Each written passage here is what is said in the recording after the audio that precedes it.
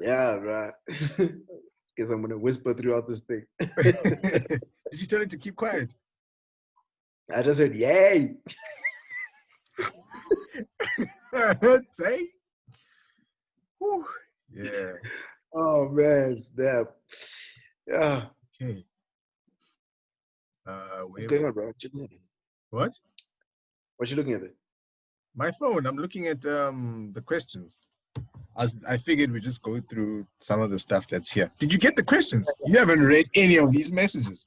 I have. I can even tell you the first one. The first one is about, it's about above, what's it? The guy was asking about how long should you push music for? At what age should you stop? Oh yeah. Okay, no, I'm gonna. What? That one hit home. Yeah. Aha. I want Yeah. us to. We can go in there. Don't worry. We'll have a moment. That's a personal one. Yeah. Oh, Yeah. man. So. Yeah. Yeah. So let's dive in. Episode 1. Soundproof. Yeah.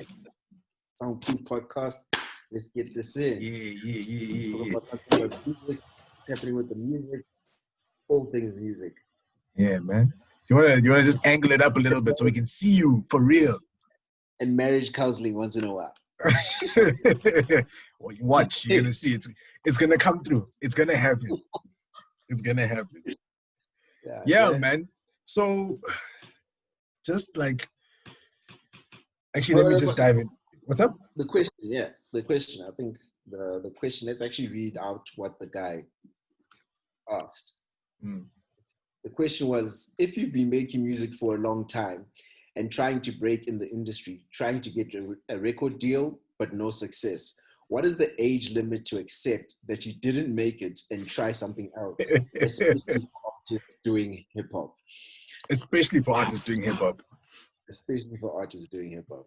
Wow. Okay. So I want to let you take a crack at this one because this one seems to be hitting you in a real place. This one is in the ribs. Big one from Makaya. I need to find a place where I can actually put this laptop down. I think that's good, ne? This is actually perfect. What's this COVID food you're eating behind you? This is why I didn't want you to turn them. You see.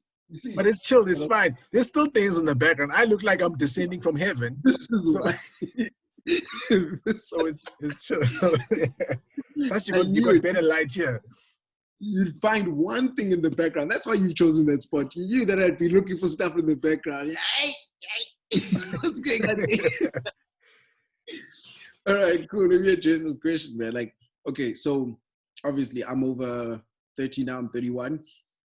So I'm nearing 40. Someone watching this is probably like, I don't know, 18, 20, round about there. Maybe so younger. like, yeah, exactly. So 40 for them is not even, they're like, come on, 20 years from now, what are we talking about? But you know, for some of us, it's starting to look like it's around the corner. So that's why it hits home. And the answer is, to be honest, I don't think there's an answer for this one in that there is an age to stop. I think if you're making music, first you got to realize why are you making music? What are you doing it for? Are you doing it so that you can be young and popping and in all the clubs and get all the women and all of those things? Because then maybe age might come into play if that's the case. But if you're making music because you just genuinely like making music, you can make music for however long you want. And you've got to define your success on top of that. Because you could be 45 and you've actually written a lot of songs for other people. That can also still take place. You don't have to stop making music. Just because you're not in the front, you can still make music and enjoy making music. It's just there's some other person who is in the front performing all these songs, which is what is happening. What happens in America. Everyone assumes that Chris Brown is involved from beginning to end with all the songs. No. There's a whole bunch of people in America who write songs, who end up getting it to Chris Brown's manager and things like that. And then from there, the song is made because Chris Brown is the performer. And that's also okay. Those people never have to be known. They get their paycheck and they're good. You don't have to know who they are in the street. So They happy just making music, and it doesn't matter. They 45, they 50, it's fine. They just enjoy writing songs, and they still reap the rewards of royalties and stuff like that, and make their money from that. But if you're talking about being famous and all of that, then maybe you might have a time limit because of you want people to perceive you as this young, hip, and happening person. That's going to be a problem for you. But if you genuinely just like making music, there is no time to stop making music. You can do it from now till the end, till you got arthritis. So I don't know, like that. It's all a mindset thing. You've got examples also, even if it's a performer case, like maybe, I mean, what's the latest age we've seen someone popping? 36, 38? What is 2 Chainz? What you mean in this country or globally? No, globally. What is it? 2 Chainz? I think it was, hey? I think it was 35, 36? Yeah, 35 roundabout there. I think he was the oldest. I think Rick Ross was 33 or 4 when he popped. The baby now is actually 32. Everyone thinks he's young. He's actually older than everyone thinks. So he's 30 something now. So there's still that also. You can still be a performer, even if you popped at 38. I think if you had the image, if you have the right thing, go for it. Like there's nothing stopping you there. So, and there's a market too. Yeah, exactly. I think it's just a whole perception of this thing of being young and happening. It doesn't have to be that way. You just need a fan. So now going back to this question, let me pull up this thing real quick, because there was something in here, right? If you've been making music for a long time, trying to break into the industry, trying to get record deals, but no success. That the record deal situation, I suppose there are elements that are time-based, the elements of the industry that are time-based. But from what I'm hearing, you correct me if I'm wrong, but what I'm hearing from you is that it doesn't have to be purely based on the conventional method. That's where understanding your definition of success, understanding that's where it comes from, where you can be a touring artist and still earn very little, even if it isn't necessarily sustaining you, but that's your definition. You just want to perform because you love to perform, or you want to create music because you love to create music. On a more commercial base, you might not necessarily be the Rihanna, but you can be like a John Bellion, who isn't necessarily known, but Russ. He was involved, or Russ, yeah. Okay, but now with the John Bellion, the reason I mentioned John Bellion is because although he is a performer, he doesn't have the biggest, for what he's done, he doesn't have the biggest fan base, but if you look at his credits, they're crazy. Like he was part of the team that wrote Monster, if I'm not mistaken, for, was it Rihanna and Eminem? And Eminem. Yes. Oh, really? Yes. So he's got his own music happening over there, but over here things are still popping. They're still popping. Yeah. Like that's deep. That's real money. That song was huge. So, but the fact that you don't know, or the fact that other people don't know him, they'll immediately listen to that. But like, and be like, yeah, but he's not Lil Wayne, and he's not that famous. Look, to be honest, anyone trying to be a Lil Wayne, or yes, have the attitude of aiming to be that, because at least it'll bring the best out of you. But also realize that that whole 1 in a million thing is that stat actually for becoming a big artist on that level literally is 1 in a million. So you just got, it's probably even a bigger number, 1 in however many millions. Yeah, exactly. It's probably an even bigger number. So you've just got to have that in the back of your mind, that rather enjoy it, because to eventually get there, you would have wasted so many years of not enjoying the actual process of making music and the love of it, and just enjoying your fans that you do have, your 100 fans that you do have, and giving them everything and focusing on those things, and building other ways of making money in music at the same time. All of these things that you would have missed out on because you're aiming for the 1 in a million opportunity. There's no harm in aiming for other things or playing other roles in music. Our example is Slicker, in that, yes, he got to a place where he was in a big group and they were all famous and popping, but even when hip-hop shifted and moved and became more commercial, the role he ended up taking was not the big superstar in the front. He ended up Mm. taking a different role where he dominated in any case. Yes. And there's a space there, and there was a huge space there for anyone to dominate. Just happened to I be was the gonna first say, yeah, like, did it and did it well. So mm, so if he did that, like if he had closed off his mind and just been like, yo, I need to be the most popular, I need to be the Casper, I need to be the AKA or whatever. If he had done that, then he might might have not be where he is right now. he wouldn't have been where he is. Mm. So this thing of needing to be the one, you're gonna lose out on a lot. You can aim for it and have it as a target, but just keep in mind that there's a lot of other things you can do and a lot more to enjoy, even in the space that you are in.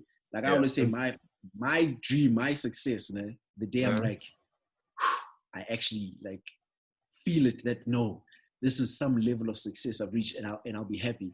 I said even 50 to between 50 and 100 people in a room singing the song that I created.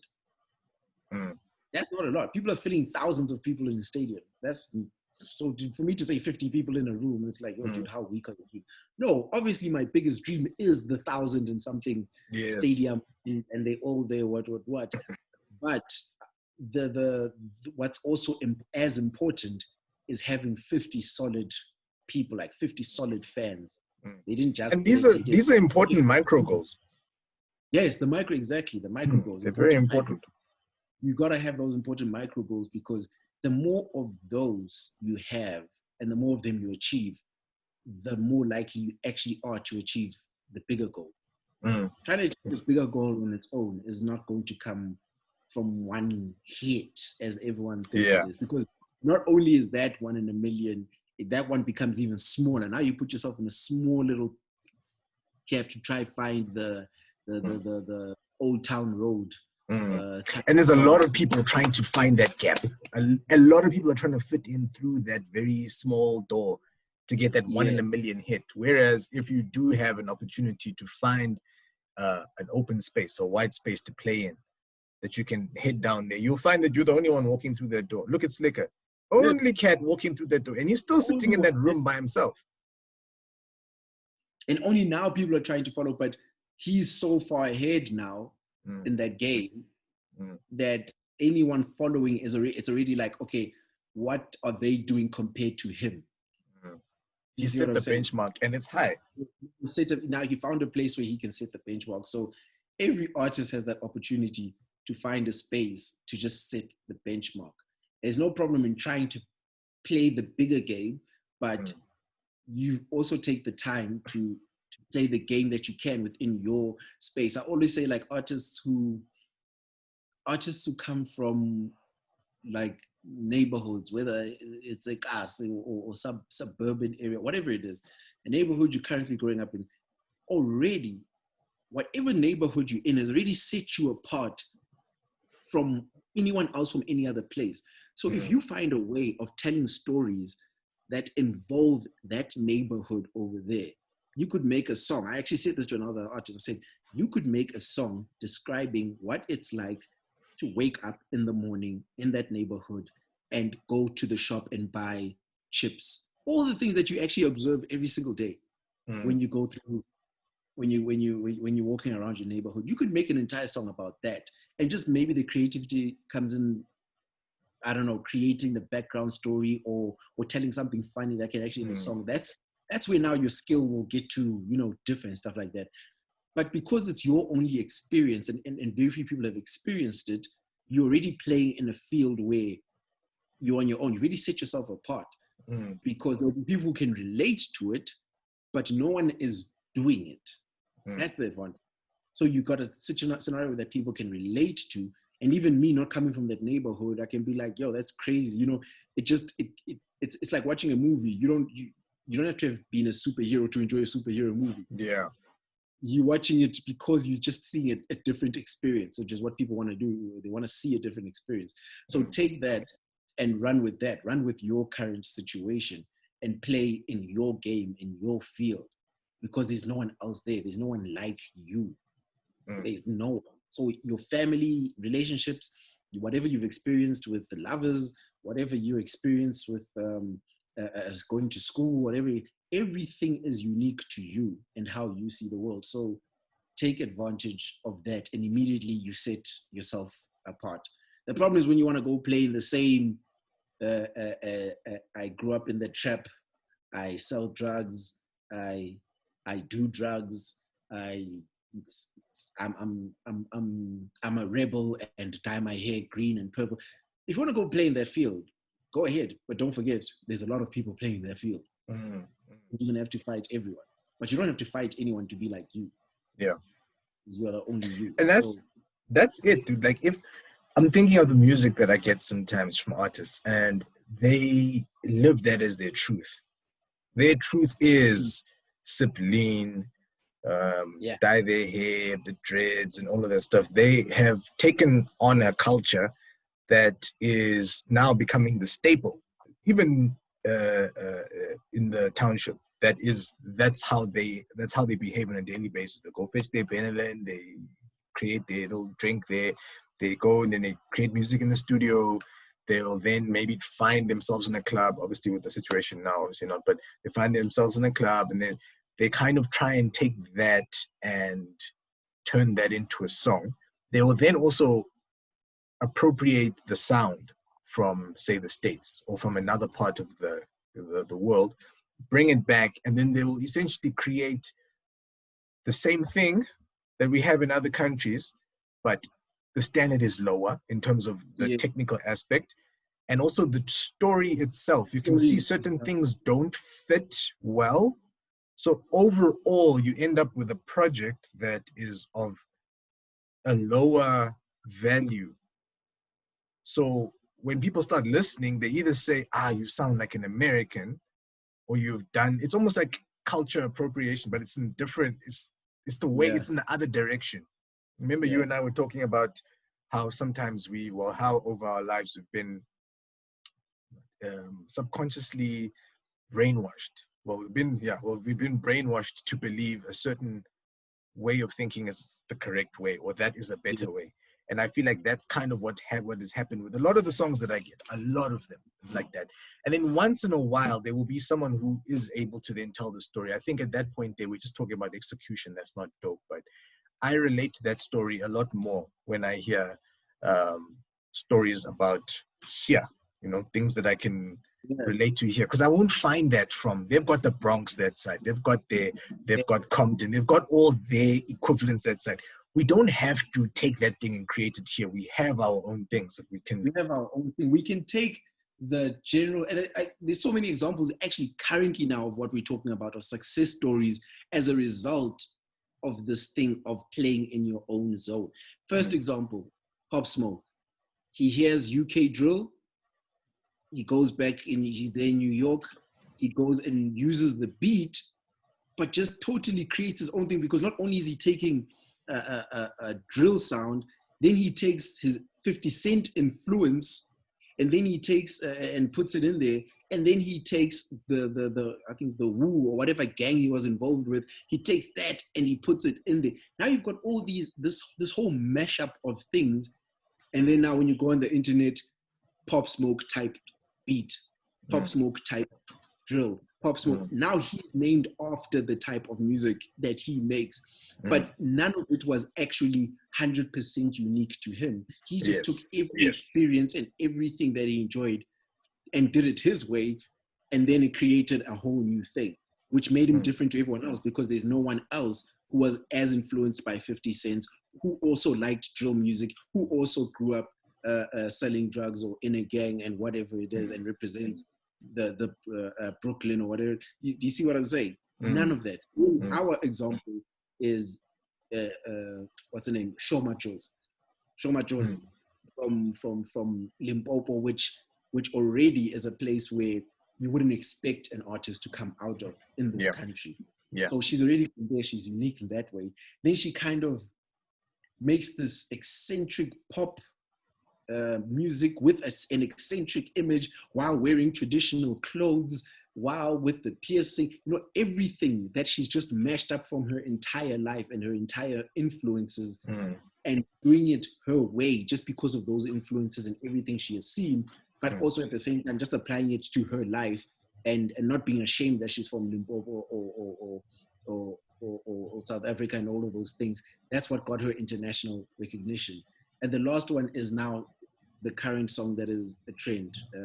I don't know if you've seen Jerusalem. Oh, yeah. Well, we've been talking about it for a while. Yeah, but now that it's gone international and there's now, have you seen the challenge? Mm-hmm. Really? Dude, the song is, this man's international now, bruv. Yeah, I know. I know, yeah. So a trend started where it's basically, it's that step that everyone does, their step that everyone does. It's just slightly remixed. And that is the theme song to it. So you've seen videos of people in Spain, people in France, people in Japan, they're all dancing to the song. And it's charted, now the song is charted in 10 different countries. Outside of South Africa. Of South Africa.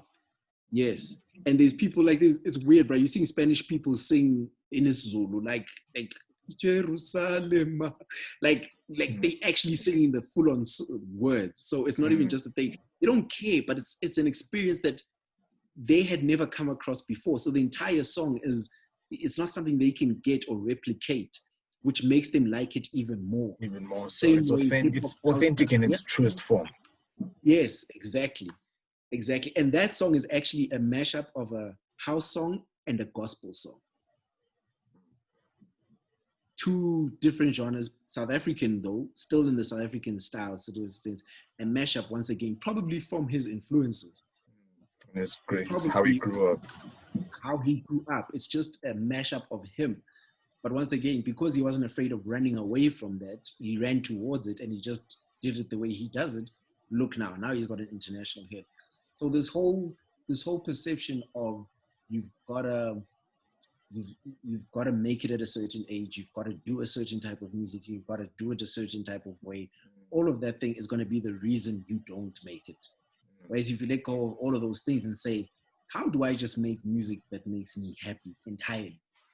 Where does that influence come from though? Because if there's enough people who are believing something, I always say if there are enough people who believe a certain thing, slowly but surely it becomes the known truth. What you've said now is what a lot of people believe. What has made them believe that? Is it a case of there's a certain amount of gatekeepers and the only ones they're letting through are the ones that conform to that very same thing? Is it a case of what is it then? I think it's desperation.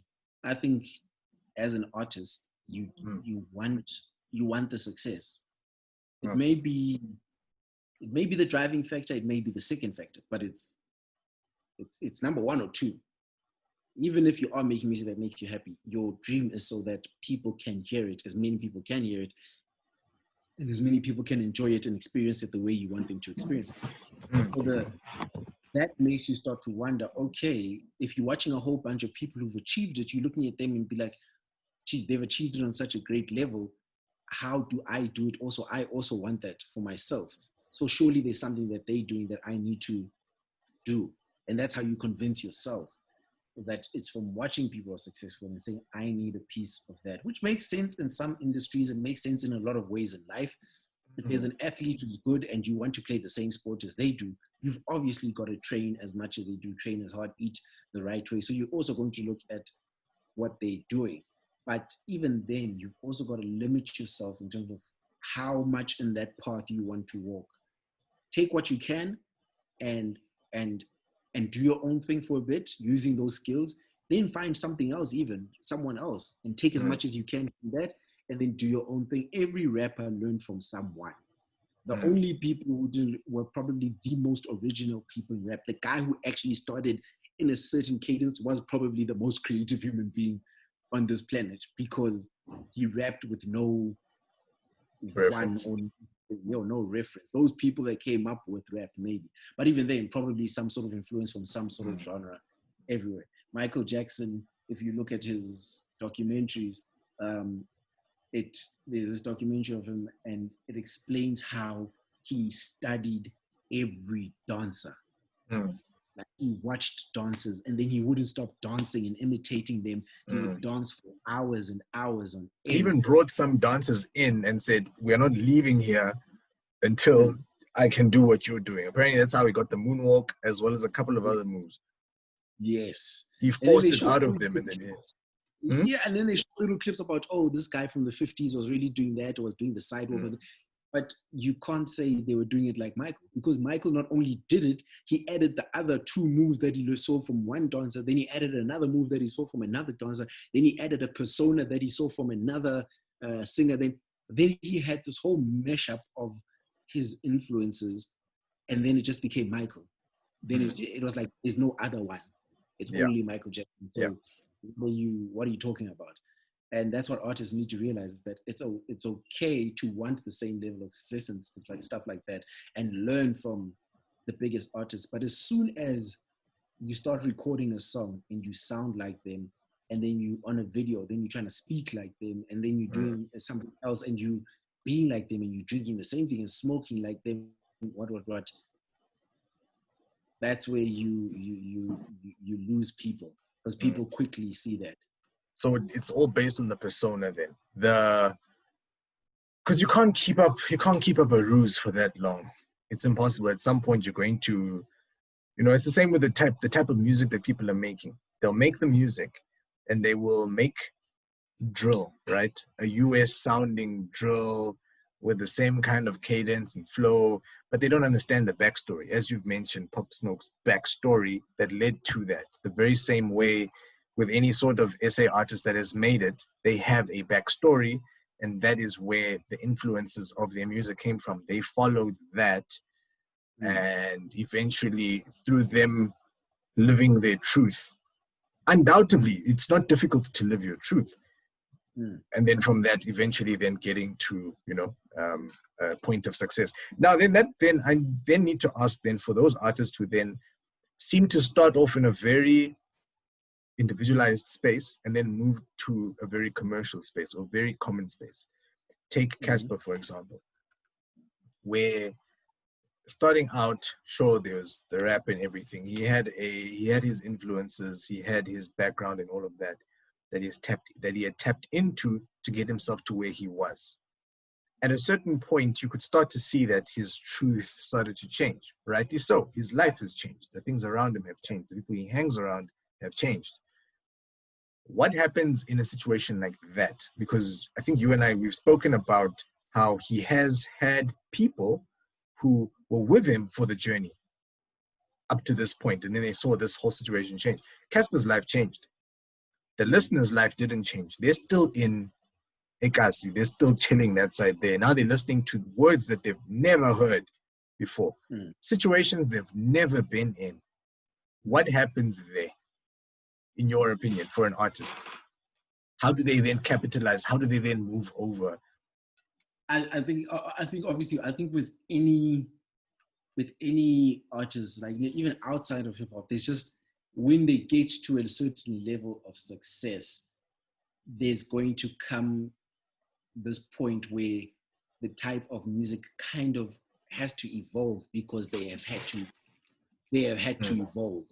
I think artists should genuinely let that happen.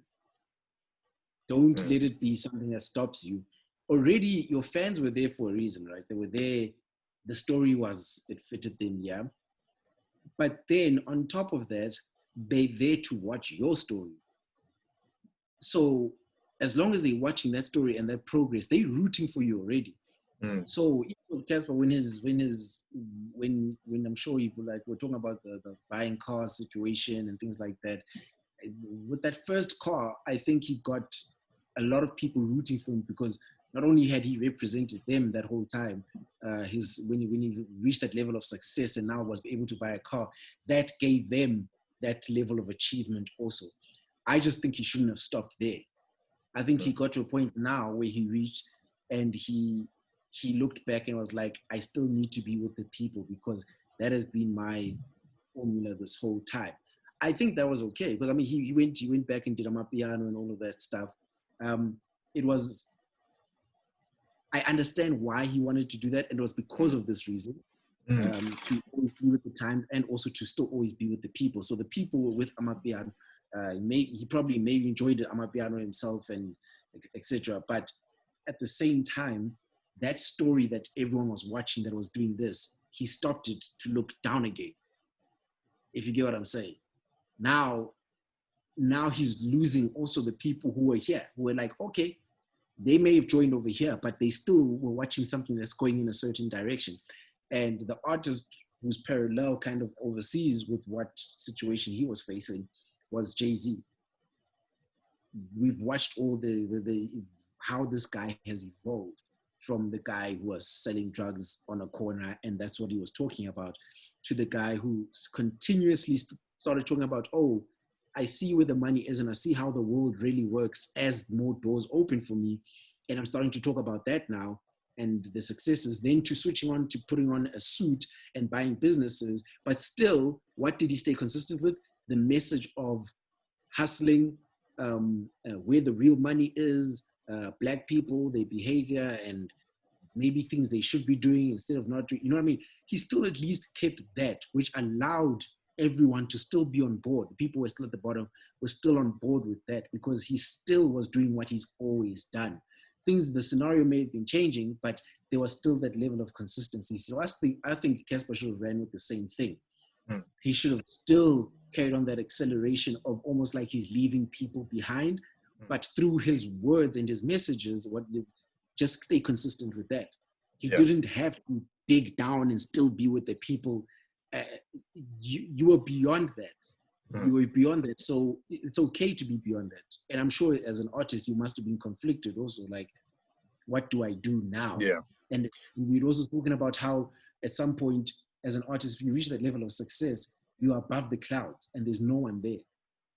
The far and few in between, you get there and you don't know what to do anymore because you are on your own level. I even saw an interview with P. Diddy where he was talking about the same thing. He's like, the people around me don't get what I'm trying to do. Like how he was talking to Ray Dalio and he was like, how do I get them to see what I see and do the things? Because now I feel like I'm by myself and there's no one on my level. And that's a struggle that he probably has been facing for years because he continues to be a hip hop mogul and things like that. And that's what you're going to face. And you're going to be tempted to go back down because that's where everyone is. But don't look back. Just carry on. I say carry on. So would you say that his music has taken a bit of a, it's regressed a bit? This is Casper now. Would you say that his music has regressed? The way, the type of effort he puts into it, as well as its appeal? Yes, because I think he's having to, or he thinks he has to hit the jackpot. You know what I mean? Because he did manage to kind of, do something that was different and have a song where he uses a formula and he does his thing and people are complaining about a song for a bit. Next thing you know, everyone is singing the same song. Even with Titombo, everyone was going on like, what's this Shasha thing? And next thing you know, Shasha is on Outsurance. You know what I mean? Like it's that kind of thinking that got him to where he was. But I feel like he had gotten to a point where he could have used the same formula, but carried on that trajectory and increasing, the level of performance and the level of things that he is doing. By coming down, which I still think he was coming down to do Amapiano, it was taking away from that because he didn't have to do it. He was beyond it. He could have said, I'm going to do Amapiano hip hop. You know what I mean?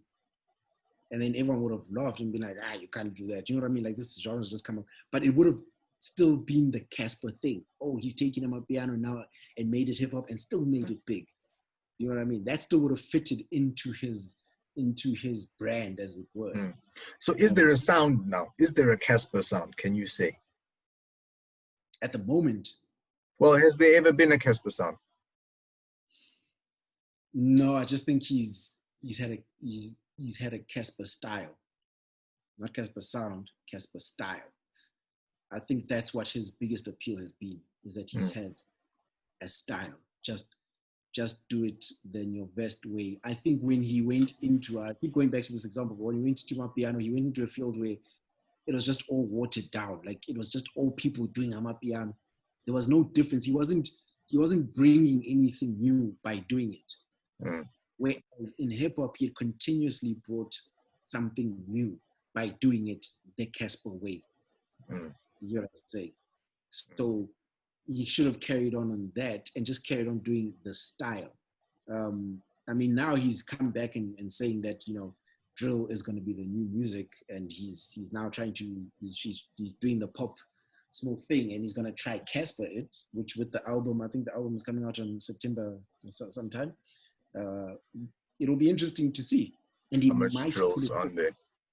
Yes, how much drill is on there. He might put it off using, once again, his formula. I just say stick to his formula. Stick to the Casper style. You don't have to stick to always being involved with the people with every new music that comes along. I just say stick with your style. That was his winning formula, was just his style of doing things. So just continue with the style of doing things and the trajectory, and involve your acceleration in your music like you were doing before. So I think he should have gotten to a point where he should have put on the business mogul hat. Like in some interviews, you hear him talk about how he has a construction company. I'm just like, okay, but that really fits into the story. Now that you have a construction company, now that you're doing big business moves, that is part of the story and the trajectory that I'm talking about. Put it in there, yeah. Put it in there. Don't come back now to still the club scene and what, because I felt like that's where you were beyond. He's beyond that now. We also don't want to, you're kind of tired, because now we start to realize, but this guy's also getting a little old. Not for us, we pretty much age mates, but for the young people who are coming through, now they get annoyed because that's it. Yes. Soon it won't match. Soon something won't match. Yes. Something won't align as his story starts going in, which is why I'm thinking that maybe with this album that he's apparently releasing, he's going to do what we're talking about. The reason I'm saying that is because I think he showed an ultrasound. Oh, yeah. I think it's actually after, so he's about to be a father. Yeah. So I think that's how now it might come back his way. The ball will swing back his way. He can fix what I think is a bit of a mess. Because I see the same with him. The same thing, if I comment on AKA, to be honest, I haven't followed the situation with the music as much as I have. I mean, I don't follow either that much. But with regards to the music and the official releases that come out, I almost see more of a sound coming from that camp, from the AKA camp. There's a bit more of a consistent sound. It bores me sometimes when I just hear the same. It literally, there is a formula there, and it's so apparent. Maybe it's because I'm a musician that I understand the formula. I can hear, I can see, I can even hear by the chord structure, as well as the keys that are being used. I'm like, okay, cool. So we're doing this again. Fine. Okay, we're doing this again. Fine. Okay, you've brought in that person. Fine. So there's a bit more of a sound there. I think there's also other issues though. It's that thing of people just knowing what works for them and just running with it, which is why I'm saying that you're right in that AKA just knows the thing that works for them. It doesn't matter that it bores you, it bores me. Somewhere there's an AKA fan who's impressed to the max every time AKA releases a song, and that's who matters. And that's who matters. And then he charts because of it. There's enough of those people for him to still chart. Yes. Which is it's a little sad for me, because you see, I don't want to call for his downfall, but you see where the comfort comes from.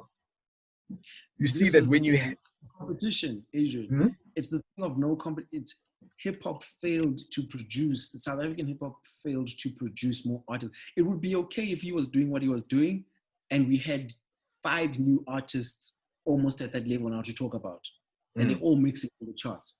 The problem is we're still talking about the same 2 guys. That's the problem, and it's not their fault. It's SA hip hop's fault as a culture, because by now we would want to be talking about. It's okay if they were doing well, but it needs to be a thing of this thing is always producing people, and it's always getting it to that level. Yes, there's a lot of artists at the moment who are out, but we needed the culture to be moving at the pace it was to talk about the people who are doing well in their own way and doing their own thing. But instead, I mean, I saw on Twitter, I saw the hip hop chart thing, and it was AKA, it was a whole bunch of Nasty C. It was, geez, I can't even think of much else. And this was like the top 8 or something like that. And I was like, it's songs. cool that, yes. And it was even like songs that are old, like Nasty C's, I think SMA or something like that, or that one with the girl. It's SMA. all of that. It was still on this SA top hip hop songs, and I was just like, geez, we haven't even moved on from that. We haven't moved on from those tracks. Culture, yes, because as a culture, we've not continued the hype that was doing the big ball that we were on. The niches aren't being covered, though. The niches, we have a lot of sub genres that are not being taken into consideration. Whatever is popping at the moment is popping, but there's niches in each area, and they're not being covered as well. And I think that's what's hurting.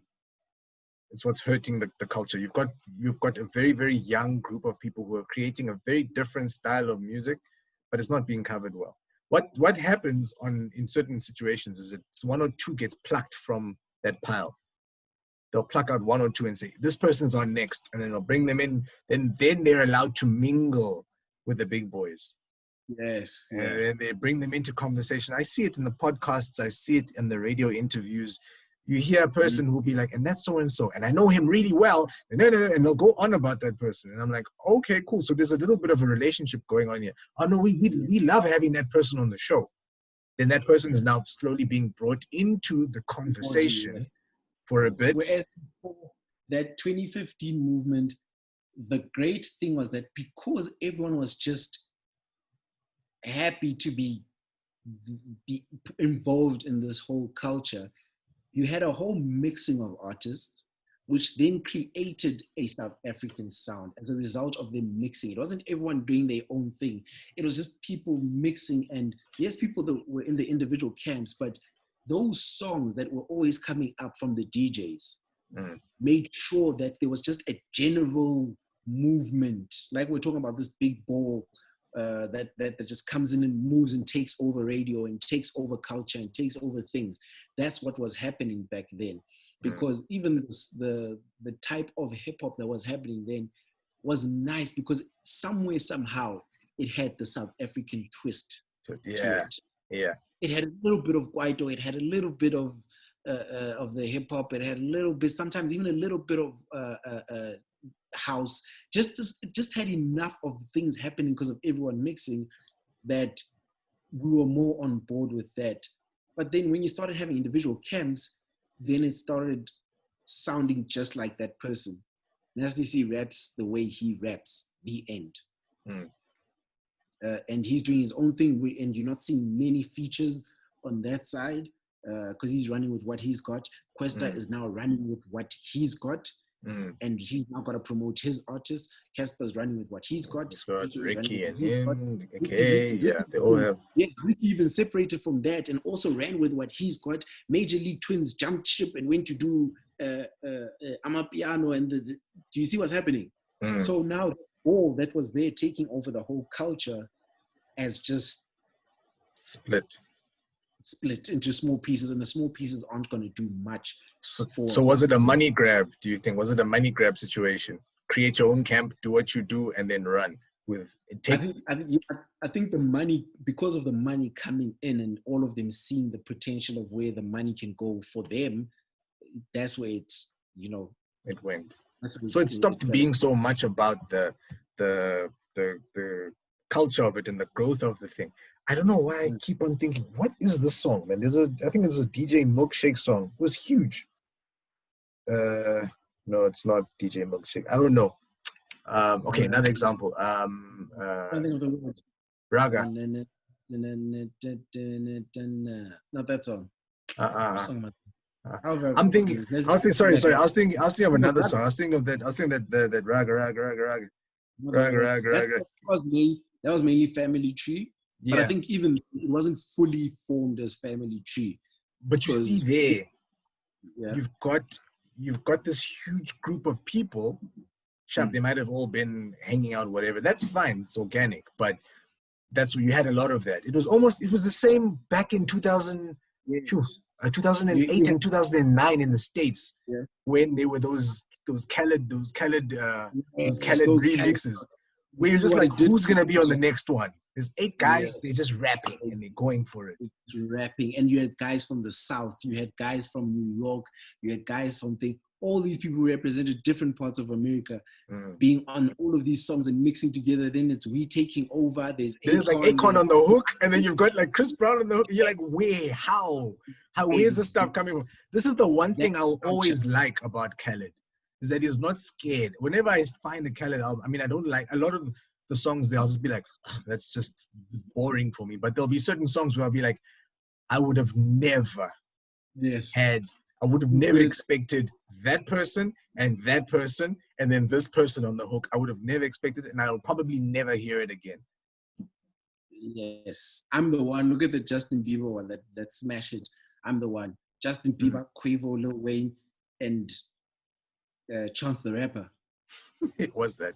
If you had said a couple of months before that there was going to be a song like that, you would have been like, what nonsense are we about to hear with those artists all on one track?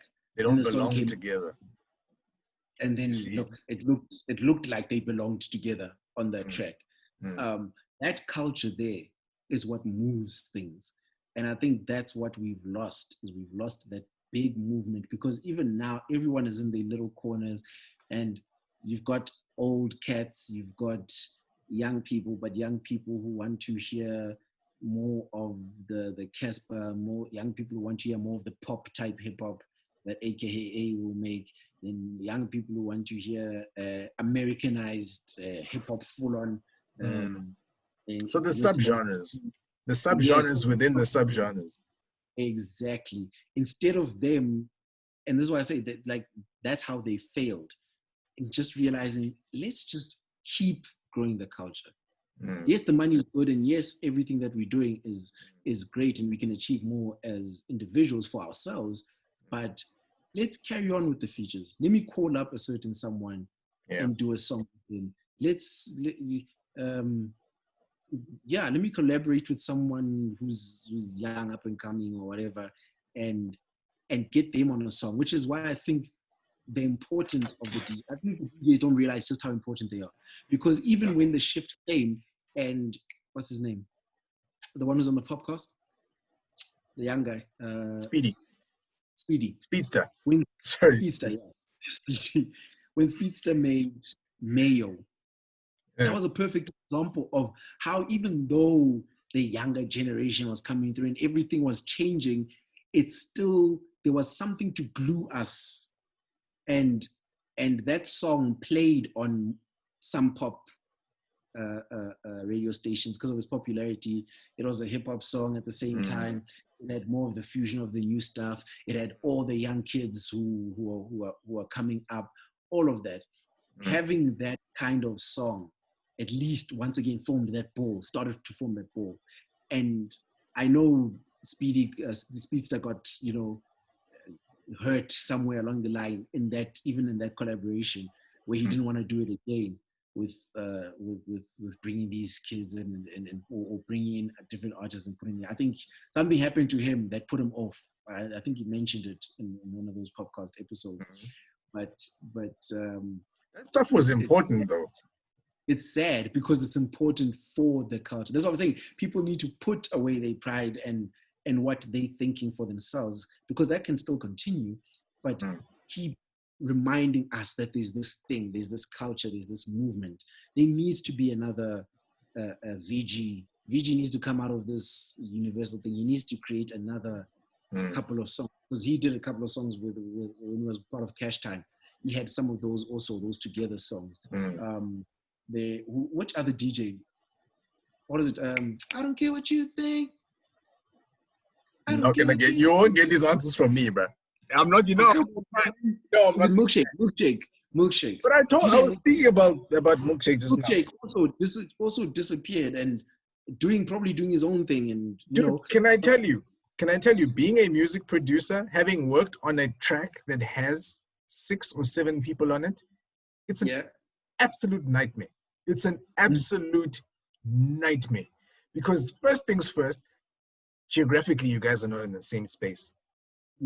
You have people who are coming in from, it's either Joburg, it's usually Joburg, if not Joburg, KZN, if not KZN, Western Cape, if not Western Cape, Eastern Cape. And then all the other provinces follow. So you've got this geographic problem. So people need to record in those places. Then it all needs to get gathered into one place. That's already in itself was just a logistical nightmare. Then you have to have a principal artist. Now, in the case of the track that I did with Black Les, he was the principal artist, and he had the direct line to say, okay, Sharp, where's the track, where's the track, where's the track, where the separates, send them through to Silas, let them go, let them go, let them go. In those situations, I can imagine we've got someone like a VG. VG becomes the principal person, and VG becomes the Khaled, and now has to be the one, whipping people into shape. Okay, Sharp, where's the track? Where's this thing? The moment it all comes in, now you have an engineer that you need to shout at. Now VG is shouting at the engineer because I know for a fact probably wasn't him who dealt with the engineering. Engineer is trying to get things right, trying to do things. They've got all these revisions. Once the track is finally done, it now has to go back out to all these artists for approval. Artists send their feedback. Now they're changing up the entire track. Eventually, now the person who's on the first verse is now in the third verse. People are being shifted around, remove that part of the beat there. Finally, we're done with the song. Now, we need to talk splits. How is this thing divvied up? So now that in itself is a headache of its own. Now from there, are we going to have a video? How do we all get to the same place? Where's the money coming from? So, who's going to pay for the video? I think this is why the Khaled method works. When the DJ themselves decides, all I need from you, hey, you, I just want a verse from you for this song. You, I want a verse from you for this song. You, I want this, you know what I mean? It's his song. So every artist goes in there knowing that, okay, this is not my song. Yes. And it's just for this guy. So him being that person who's going to take on the project and everything is his and take off the pressure from everyone else. And everyone's just like, I'm just going to come and play my part. Cool. And also they're not in charge of promoting it. They're not in charge of paying videos, all of that stuff. They can't even complain when Khaled's song is a smash hit because DJ Khaled is the one who made it popular. Yeah.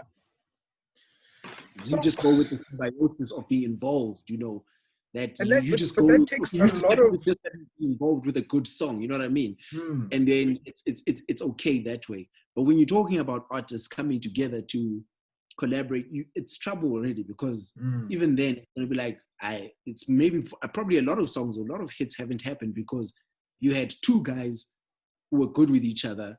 And the second guy is like, okay, let's bring on the third guy because I know this is going to be his song and be a smash. And then guy number one is like, I don't like him.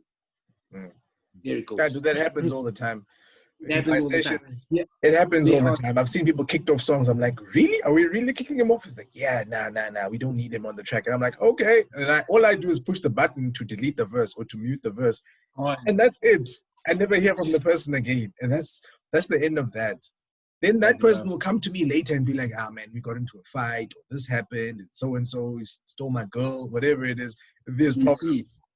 Whereas if it was just your song as Silas, none of that. It'd still be hassles, bro. Because when those guys hit back, even if it's just a verse, it's my image. It's the beat must sound like this at this part.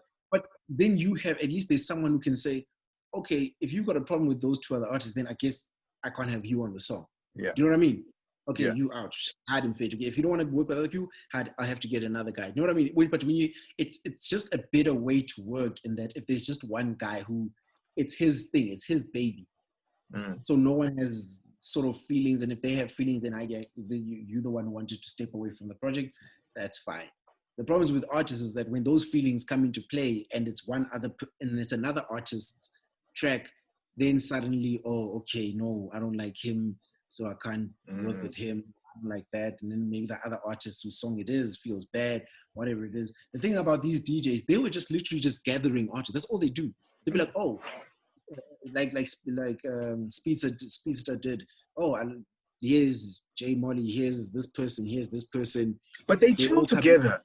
He says it many a time that they don't. It's always organic. They chill. They smoke together. They'll skate together. They do whatever it is together. That for me is the But best situation. remember the simple thing that even if they're not chilling at the same time, it's maybe three of them are there. They make the song, and then the next time he's chilling with uh, another one of them, then he's like, "Yo, come listen to this track. Do you want to hop on it?" Do you get what I'm saying? Yeah. It's still happening in that organic way, but just having that central person having it To work the track around these DJs and working around the track, then on the, I don't know, somehow it just seems to work out better than artists trying to do it themselves. Just having that whole DJ thing. I know now if you were to create a project, right, which I think you've done before, and you ran into some things, but like if you're ready to go for it now, it's your beats, first of all. You call me up, I write a verse. You're like, okay, Sharp, write the verse. Here's the verse. And then you call Nathan. Nathan Blur comes on. He sings the chorus. You're like, he's happy. Just he likes the song. Maybe he liked my verse. He's like, oh, okay, cool, whatever. I'll do that thing. And then you call another artist. And then there's a song, and everyone's just doing their own thing at the same time. But now you have the song at least. Like there's someone now who's in charge of this thing. You mix it, you fully get it done.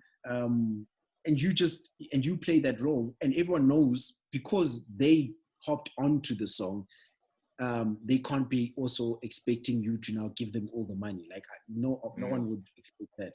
They would expect something. I mean, it can't become a hit and then you just like quiet and there's no money coming through. They expect something. You know what I mean? But at least that pressure and that whole mindset is off of, oh yeah, this is my joint and you other people should be privileged to be working with me. You take away that, the egos have to fall to the side. If there's an ego, he has to fall away. The ego goes. But what if everybody has an ego? The tracks, there's a track I've worked on with 5 people. 3 of them, right? This is more than half of the song. 3 of them, just individuals who are not easy to work with. And now you're moving between these people and you're like, these people they are established in their own right. But more than half of them are just problematic.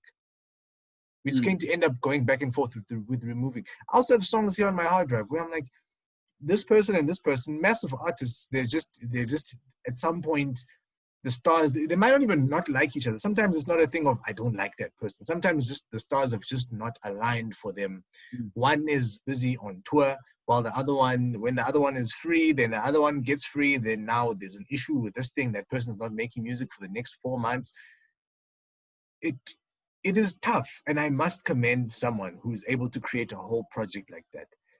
Creating a song sharp is already a big deal. But for someone who's able to go ahead, and I don't think that we're going to be in a situation until we get, and now I'm going to advocate for the can we call them the backroom staff, producers who are now stepping into the light. Look, the DJs have done an amazing job. They're out there with the artists, the production teams, as well as the engineering teams.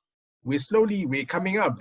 That side of things is slowly coming. It's coming up, but there needs to be more cohesion on that front as well. Because I believe as the people who are actually putting the master recordings together, we also need to step forward and start playing less of, you know how it was not even 10 years ago. As music producers, we would play, thanks for putting it like that. We were non-existent. People didn't even know you existed. Unless you made music, people, for some reason. You were the engineer. That guy, the engineer. Yes. In the room, they would never even, you weren't there. People would speak to each other as though I wasn't even in the room. I was just a button clicker. Whereas now... It's helpful that the Timberlands and all those other people, I mean, for years, they were just an anomaly. Like, oh, he's a producer, but somehow he's on the actual tracks. You know what I mean? But that forcefulness over time probably led to producers eventually being able to, to raise their hand and also say, yeah, but we here. Yeah, I'm here as well. And those guys were in, they used to say, man, like, why are the music producers in the music video. Like, not even saying anything, making an appearance. They were like, no, they Yes. shouldn't be there. They should be in. These are the things that I used to hear. And I'm like, no, but that's absolute garbage. They hold copyright. You don't give copyright to a music producer. They come together with whoever it is that has IP, and they're entitled to it. So give them that shine. And slowly but surely, things have aligned for them. And now we are able to say, a music producer can step forward and say, artist, artist, artist, artist, come. Let me be the one who is going to put you guys on, or give you guys an opportunity to do something. And I see the power play as well. Sometimes on my phone, when people hit me up on my phone, I already see that power play. They'll come forth and they'll come with a certain energy, as though it doesn't matter what you do or who you work with. Know your place, engineer. Know your place, producer. And it almost shocks them when they see that I hit them back. And I'm like, okay, cool. But now what are you going to do? Like, do you know about this? Can you handle this? Can you do this yourself? I think the perception is important. That's that bit of leverage when a producer does have that bit of leverage of, I am something already. Khalid, now it's a privilege for people to be on DJ Khaled's song. Because you know DJ Khaled's song is going to be played on radio. So you already know I'm going to eat from this. Yeah, from this well, really well. Yeah. So you just got to take your plate, and you can't be asking for more portions. You just got to take what you can and be like, hey, I at least he called me up, and it's a privilege to be working with them, which I think at the time in 2015, when SA Hip Hop was coming up, is that everyone was kind of on the same level. The DJs were doing well for themselves already. There already was a Miss Cosmo, or not Miss Cosmo, but who was 2015? There already was a VG. In the way the South African scene worked, DJs were quite important, because you knew DJs from house music to DJs that played clubs. You knew DJs. Your Silasbeats and those guys. Yes, exactly. So DJs were already quite important in this country. So when the artists started coming up, everyone was kind of at the same level with the same guys we're talking about. And probably for them to work together and stuff like that, the artist was coming in and be like, yeah, I will be on if VG asked me to be on a song, yeah, sure, I'll be on even if it was organic and it was knowing, but there was none of this thing of, now I have popped so high and I'm so big and I'm this DJ, me being on this DJ song is a favor to him. You know what I mean? It's a problem. People are coming on with that thing. If you took your artist that you have on your phone, you could do it in that they look up to you, in that, okay, you've worked with certain people. So you're at a point where you can cleverly pick if you were going to do that. You have that advantage, because you know that, okay, well, this can't be someone who comes here with arrogance. He's barely got a career. Yeah. If I got this on radio, I would be doing him a favor. Do you know what I mean? You've got that leverage, and that's why I'm saying the DJs and the people who are out there need to repeat that what Speedster did, because when he took those kids, none of them, they were all starting to pop and they were all at some level, but none of them were quite there. So that organic, the way that organically happened probably was facilitated by the process of, no one was sitting there being like, oh, well, I'm way better than everyone in this song and way better than everyone else, that I can't even be seen with you guys. What am I doing bringing myself down to this level? DJs need to start doing that.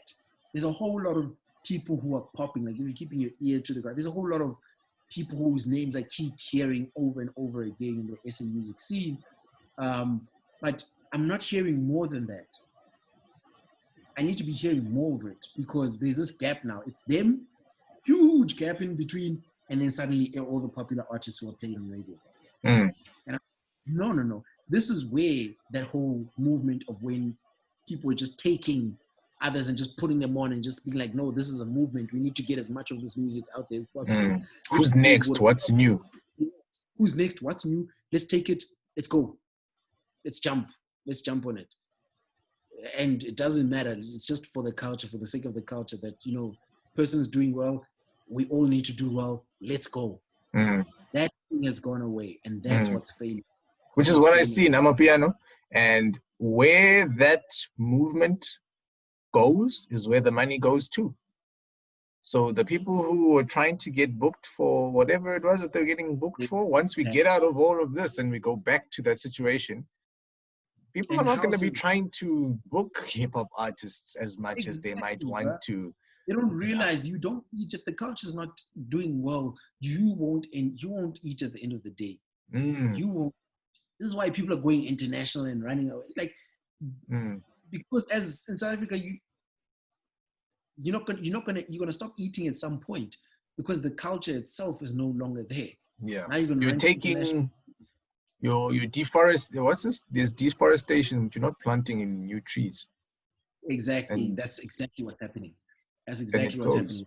Speaking of planting new trees, it is so important for everyone. When we had that short little while, we had South Africa looking at hip-hop music, which was the first time ever after all these years of house, gospel, Afrikaans music, what, Umaskande, all of these genres dominating. And hip-hop just being this background thing of, okay, what, America, whatever, when Americanized you.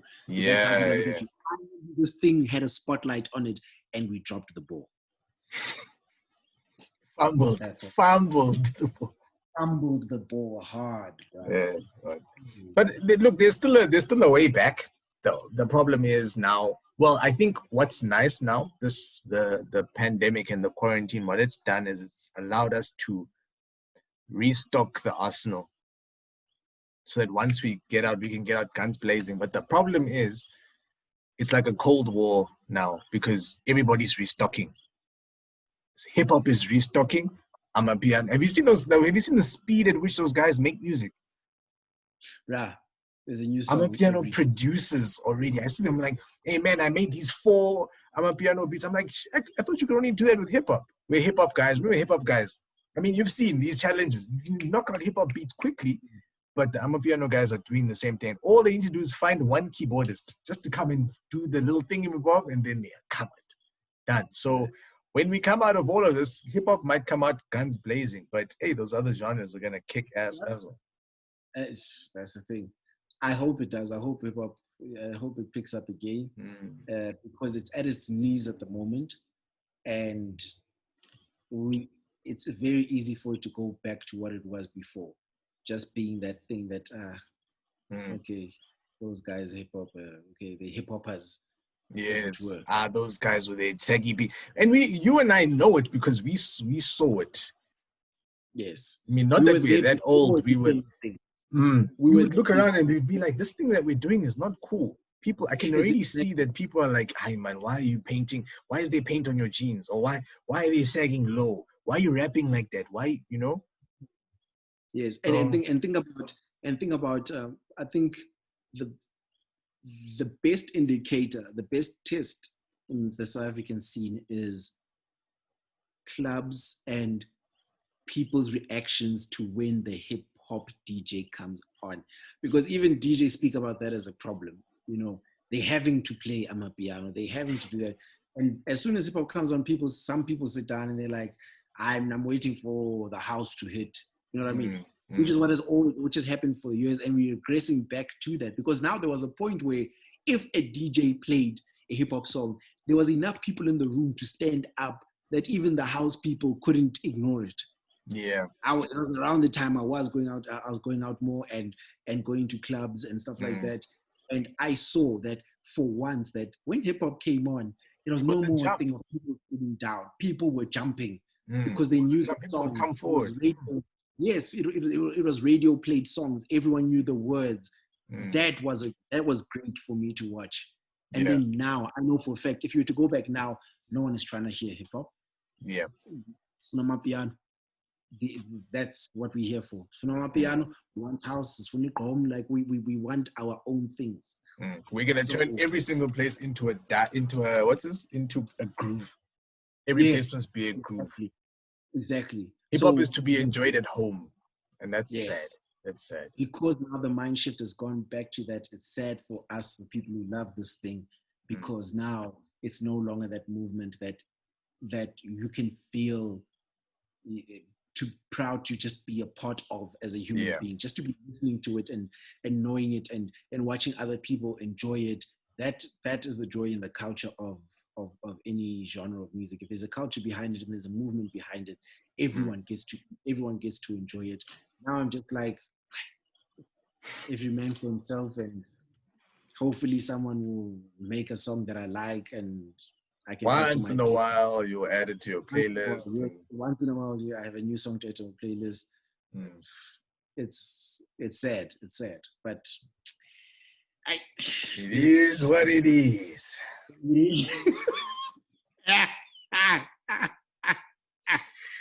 And with that, I'm gonna call it on the first episode. Yeah. Oh man. Soundproof. Yeah, man. Yeah. Now that was good. That was good. I like that. I'm probably gonna end up. I'm gonna chop this up into little bits and pieces. And we'll have little bits and pieces of content to post out there. But yeah, it's a good start. First one's always a little bit shaky, but then from there it always builds. So next episode will be next week again. We're gonna come back with another episode of Soundproof. I'm gonna keep this going for as much as we can, because I think the important thing is to have the discussions and have more podcasts and a music podcast, and like the podcast that is the most popular one in the country at the moment. But there's no shame in that. Once again, I think this is where we mustn't drop the ball. Now, podcast is the only a music show that's discussing hip hop, South African hip hop. Now we need as many people doing exactly what we're doing. The same thing, doing it, and don't pretend like they don't exist. Yes, exactly. See, that's the thing. I also didn't want to do that. Of now where you pretend like they don't exist, because now you're trying to create your own camp. Yeah, like it's competition. That's the issue. No, it's just four people talking about it from their perspective, and they all in a position where they can look at it in that same way. Whereas we are sitting in our own position, in our own experiences of hip hop music, and we've got to look at it from, even if you call it down here, but it's from our situation. There's more. In fact, there's more people from down here. It's nice for those people to watch the podcast, because it's like, okay, so what are the guys at the top doing? What are they talking about? What's important? Yes, but at the same time, you need also people at our level to discuss, yo guys, how do we see it? Because at the end of the day, we are the consumers of this thing, and we are the ones also making music, but not there yet. So we've also got to make sure that we discuss our problems and our things that we're facing, because someone else is most likely in the same situation and they need solutions. So yeah, let's definitely do this again, and that's a wrap on Soundproof. It's a wrap.